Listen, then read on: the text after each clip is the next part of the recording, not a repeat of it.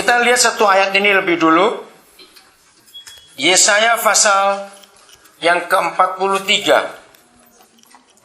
Sambil saya tanya kepada saudara, menurut saudara, sifat manusia ya, itu menurun dari orang tua atau tidak? Oke, kita akan buktikan nanti. Sifat manusia itu menurun dari orang tua atau tidak? Ayat 18. Ya, apakah sifat manusia menurun dari orang tuanya? Saudara jawab yes katanya. Sudah? Saya baca firman-Nya. Janganlah ingat-ingat hal-hal yang dahulu, dan janganlah perhatikan hal-hal yang dari zaman purbakala. Nah, jadi kembali Papa itu menegaskan yang dulu tidak usah diingat-ingat. Mengapa ada dua kata kerja waktu di sini? Yang dahulu dan zaman purbakala. Kenapa ditulis ini? Kita harus lihat waktunya. Nah, mana yang bisa dihitung? Dihitung berapa tahun? Yang dahulu atau yang purbakala? Yang dahulu, purbakala nggak bisa dihitung. Nah, saya belajar ini, kenapa Papa menggunakan dua kata kerja waktu berbeda? Ternyata sifat manusia tidak turun dari orang tua. Ayo saya buktikan. Siapa yang 3 kakak beradik kandung dari satu bapak satu ibu, yang 3 atau 4? Kalau satu nggak bisa dilihat. Oke? Sifatnya sama tidak? Tidak. Nah, kalau sifat itu dari orang tua turun, berarti sama semua. Ternyata tidak. Kenapa? Dari mana sifat itu? Nah, ternyata begini. Ibu yang mengandung, suasana hatinya dan suasana rumah tangganya itu yang direkam oleh bayi itu dalam kandungan. Dan inilah zaman purbakala. Ya, kenapa pantesan apa? Loh, gak apa-apa ya. Aduh, pantesan katanya apa ya? Loh, betul, kita harus diskusi. Kita diskusi ya, kenapa pantesan apa? Ini ya Pak. Ya, dengerin ya. Bapakku itu pemabuk. Terus kakak-kakakku yang laki-laki semua pemabuk. Iya. Jadi, apa yang dialami oleh si ibu waktu mengandung? Saya beri contoh begini ya. Misalnya, ini anak pertama. Ya, ekonomi baik. Kebutuhan rumah tangga cukup, keperluan rumah tangga cukup. Orang tua sayang, mertua juga sayang. Jadi wah, suami juga sayang karena anak pertama. Maka 9 bulan 10 hari itu, anak itu hanya merekam hal-hal yang menyenangkan, yang menggembirakan. Maka kalau dia lahir jadi anak yang rame, cerewet, wah sudahlah. Loh, kok kenapa itu? Ya karena suasana hati ibunya. Mengandung lagi anak kedua, ternyata masalah datang. Misalnya suaminya selingkuh, misalnya dia, lalu ekonomi kacau dalam keluarga. Dia punya tekanan yang berat sekali dalam hidupnya. Mungkin mertua juga nggak sayang dia dan macam-macam. Lahir anak kedua pasti yang melankolis, gampang menyendiri, sulit tertawa, ya. Jadi apa yang dialami, dirasakan oleh seorang ibu waktu mengandung anak itu. Itulah sifat anak itu. Nah, ini yang disebut zaman purbakala. Saya akan berikan beberapa contoh. Suatu hari datang seorang pendeta ini. Anaknya sudah 4. Dia datang kepada saya, dia bilang, tolong doakan, saya tuh punya masalah. Saya, masalah apa? Dia itu takut dengan nyala api. Jadi kalau ada korek, dia itu bisa takut begitu. Sampai dia cerita, sampai anak-anak saya itu kalau sudah godain saya, dia nyalakan korek, saya bisa ketakutan. Bayangkan gitu. Wah, saya pikir kena apa ini orang? Masa kamu? Jadi kalau misalnya istrimu nyalakan kompor, iya pertama saya pasti takut. Lihat api itu takut. Kok aneh sekali. Gitu. Waktu itu saya belum tahu ayat ini. Kenapa? Yaudah kita berdoa. Nah, di dalam doa itu Roh Kudus ingatkan bahwa waktu ibunya hamil dia ada sesuatu. Nah, itu apa nggak tahu.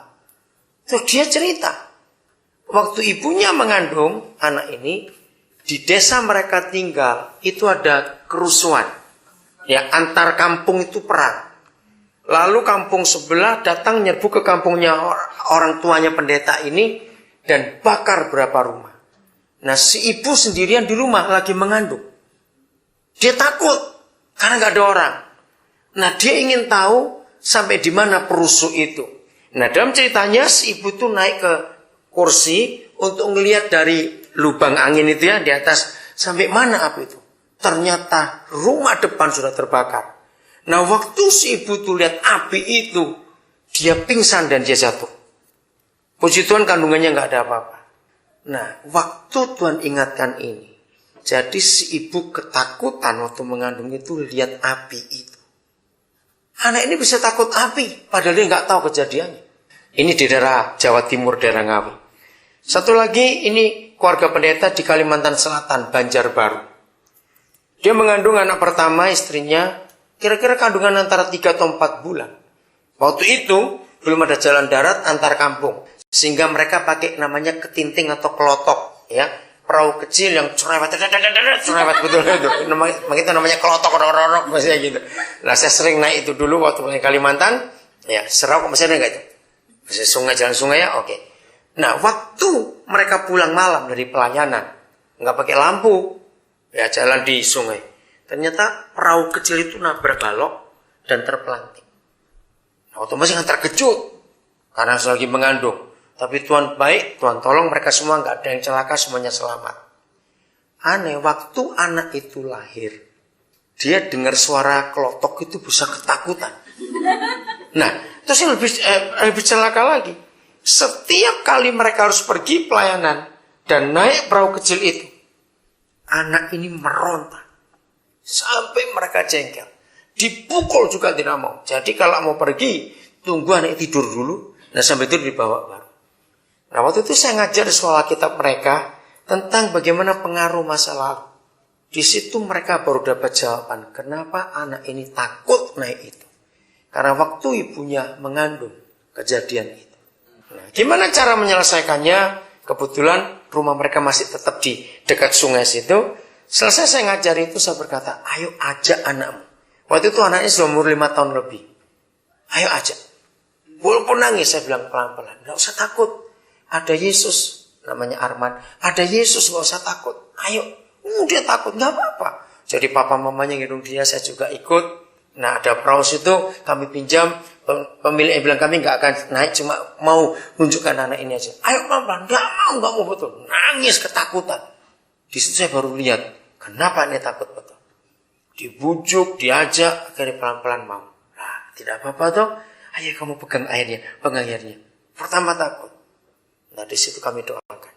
Ada Tuhan Yesus, nggak akan tenggelam perahu ini. Kamu gak usah takut dengan air ini. Kamu gak usah takut dengan perahu ini.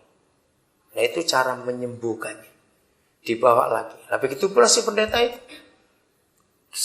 Kami mintakan ampun atas kejadian itu. Orang-orang yang membakar desa itu kami mintakan ampun semuanya. Minta darah Yesus menghapus. Namanya trauma. Di dalam ilmu jiwa ada kata trauma. Nah, trauma itu dari bahasa Yunani. Artinya bekas luka. Ya. Di luarnya kering. Tapi dalam itu masih basah. Nah, setan selalu bekerja di bagian ini. Kalau ada di antara kita, Kristennya sudah lama. Tapi suka tersinggung. Ya. Nanti ada orang ngomong apa tersinggung. Ada orang ngomong apa tersinggung. Kenapa? Karena masa lalunya. Ada orang cuma matanya gede-gede baca. Kenapa lu ngeliatin gua? Loh. Ini kelilipan kok. Jadi terlalu sensitif hidupnya itu. Nanti ada orang ngomong kenceng. Gua gak tuli. Kenapa kamu? Ya memang suaranya dia kenceng.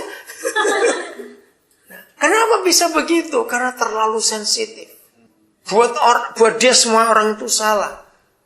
Mungkin masa kecilnya dia terlalu banyak disalahkan. Dibedakan dengan kakak atau adiknya. Orang tuanya pilih kasih. Bisa terjadi. Nah, jadi rekaman-rekaman masa lalu.